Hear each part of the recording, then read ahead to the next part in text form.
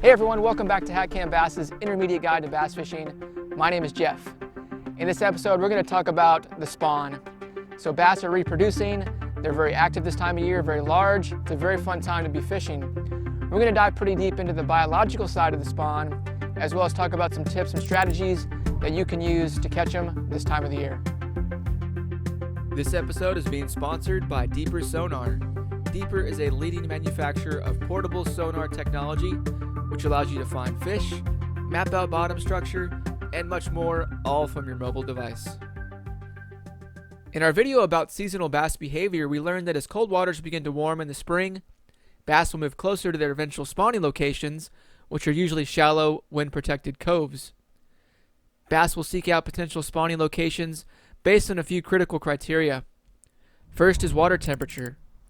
The generally accepted minimum water temperature for spawning to occur is 60 degrees Fahrenheit, although spawning peaks when water temperatures are above 64 degrees. Water warms the quickest at shallow depths, so it's not unusual to see a bass spawning in water as shallow as just 1 foot. To avoid disturbances to the nest, bass will also look for areas that are protected from the wind, as well as spots like docks or near tree stumps, which make protecting eggs from natural predators much easier. And last, when available, bass prefer spawning over hard bottom structure that is relatively silt-free, or even hard objects like tree roots or rock.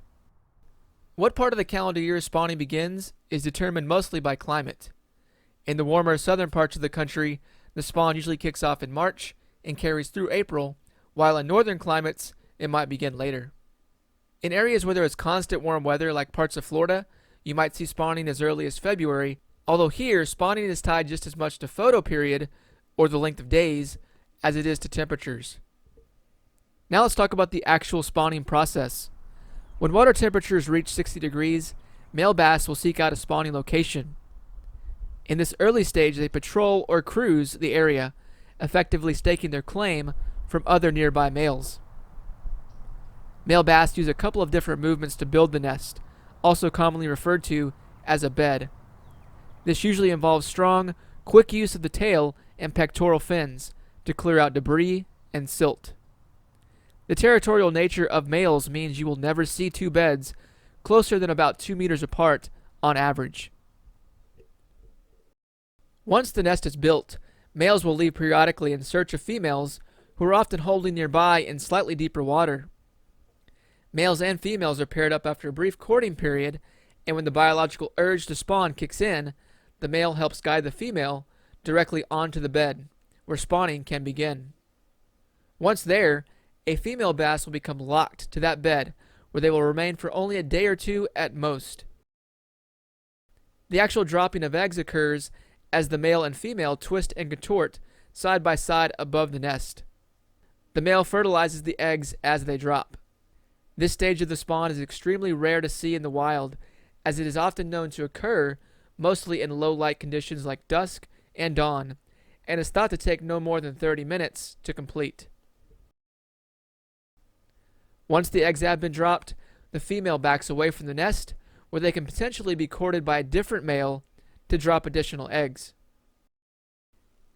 At this point, the male stays behind and becomes the sole caregiver of the eggs and the eventual fry that will hatch from them.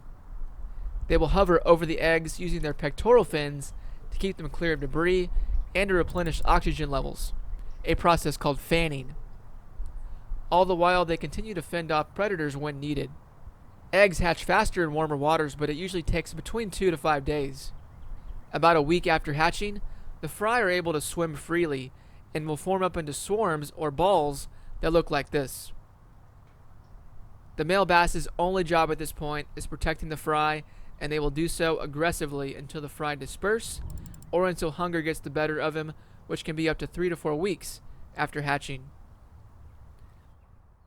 Remember from our seasonal guide, we can use several different baits with great success for spawning bass, and we can also take a couple of different approaches to catch them. The first is blind casting around likely spawning grounds. Find the warmest water possible in a wind-protected cove and target shorelines or pieces of cover in shallow water. Moving baits like a swim jig or spinnerbait work particularly well to get reaction bites and allow you to cover water quickly. You can also choose to slow down your presentation with something like a football head jig or a Texas rig soft plastic, which is a great way to get big bites from finicky bedfish. The next method we can use to catch fish this time of the year is called sight fishing. As the name implies, we can actually go and visually see with our own two eyes a bass that's near or on a bed. We can make a cast to it and see how that bass is going to react to the bait. Now, what's interesting about sight fishing is that every nest you come across might be different. The bass may react differently to your bait, it's going to react differently to sounds, it's even going to react differently to your presence. So that makes it really difficult to give a step-by-step instruction on how to catch them, but we're going to give you some general tips and tricks that you can apply to every situation. To sight fish, we need to be able to see clearly below the surface. That begins with polarized sunglasses. Also, conditions need to be right to pull this off. Ripple in the water and cloudy days both make it difficult to see clearly underwater. So ideally, we want calm, sunny days for sight fishing. Casting from an elevated position also gives you a better viewing angle for bedfish. Remember, bass in this phase are not likely to be feeding. Their reaction to a bait is purely a protective instinct of the nest, which makes baits that imitate natural predators of the nest a safe bet. Here you can see how spawning bass often bite only a portion of the bait in an effort to simply move it away from the nest.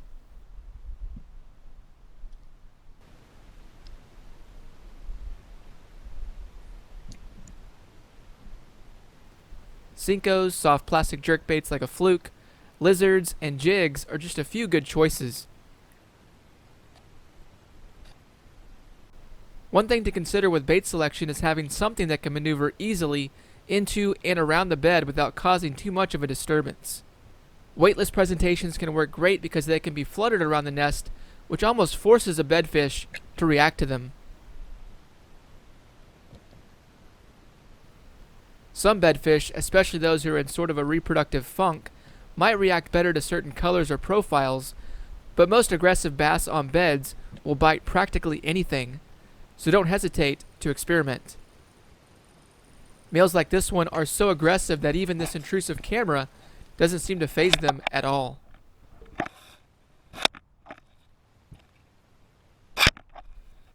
Whether you're fishing from a boat, kayak, or on the bank, nests will often be quite noticeable from above the water. Look for circular patterns of lighter colored bottom, which often might appear a yellowish or golden color. Or you might see an obvious arrangement of rock or tree roots. Nests could be anywhere, but many times they will line an entire shoreline. The challenge of catching a bedfish is trying to figure out their level of commitment to the nest. If they're easily scared away by either an angler or the bait, you might have a less committed bedfish. On the flip side, you might see bass that seem completely unfazed by an angler's presence and aggressively chase any bait that comes near the nest.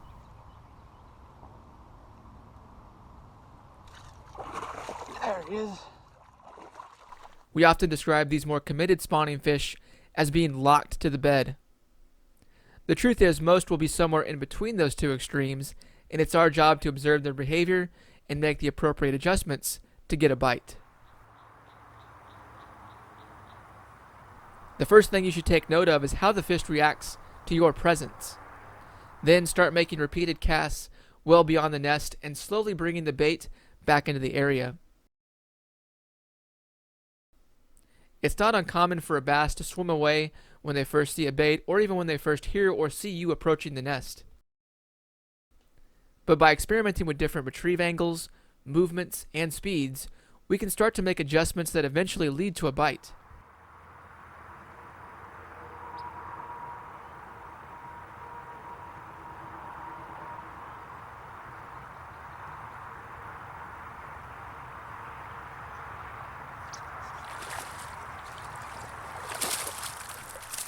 Most spawning bass can be warmed up to or even angered into biting. Quite often you'll find a sweet spot on a bed. This is the exact spot where a bait will trigger the most aggressive reaction from the fish. As you gain experience, you'll begin to notice even small behaviors that signal you are making progress. One important thing to watch out for is how quickly a spawning bass returns to the nest after being spooked away. In this clip, you can see the bass turning away after many of the interactions it has with the bait, but it circles back quickly, reacting aggressively to quick movements. This is classic behavior of a bedfish that's ready to be caught. After dozens of casts, it becomes more and more comfortable with attacking what it perceives as a threat to the nest, and eventually takes enough of the bait that it can be hooked.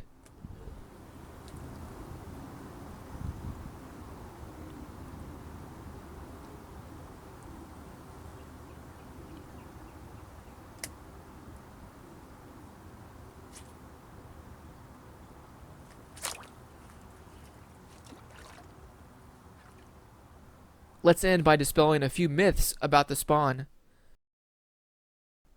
First, contrary to popular belief, there is no scientific data that correlates lunar phase to increased spawning activity. Spawning is tied more to the length of days and water temperature than any other variable, but it's still incredibly tough to accurately predict.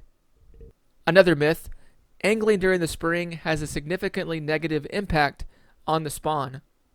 This is false as well. The state of Texas has done extensive studies on this and found that angling doesn't actually adversely affect the spawn in a healthy ecosystem, assuming the fish is released immediately after being caught. Males will return to the nest as soon as they are released to continue guarding eggs and fry, and can often be caught multiple times.